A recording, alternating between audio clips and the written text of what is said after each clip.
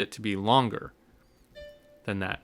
So this is a major seventh resolving to a minor sixth, and then we go to an A and a C, which is a third, which is a consonant interval. So that's okay. Then we have here an A against a D, which is a fourth. So that could be okay. Let's see if he resolves it to a third.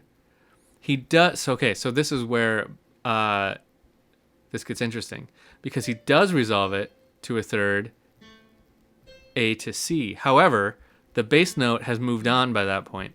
So this is where counterpoint gets really interesting, and we're going to talk a lot about counterpoint in the next section. But so basically what we have here is a fourth between this A and this D, and now we have an F and a C, which is a fifth, which resolves to an F and a B. Now the fifth doesn't need to resolve, so that's okay. But up next he goes to an F and a B flat, which is a fourth, and then from a C to an A, which is a sixth, and then from a C to a B flat, which is a minor seventh, and then an F to an A, which is a major third,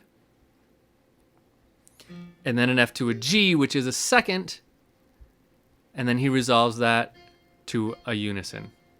So this second resolves down to a unison, and then it keeps going. So we could go through here and figure out every single interval and where it's going and what it's doing.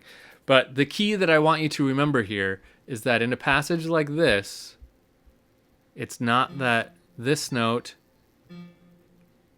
is an interval and this note is not an interval because nothing's here. You have to consider that this is also here. And this continues on. This one continues on during this note. This one continues on during this note, and etc., right? Let's see if I can find another example of that. I think everything here is eighth notes or 16th notes. These obviously are note to note, right? This is an interval, that's an interval, that's an interval, that's an interval. Yeah, pretty much everything is eighth notes. But so this F we would compare against this B flat here. So keep that in mind when you look at intervals.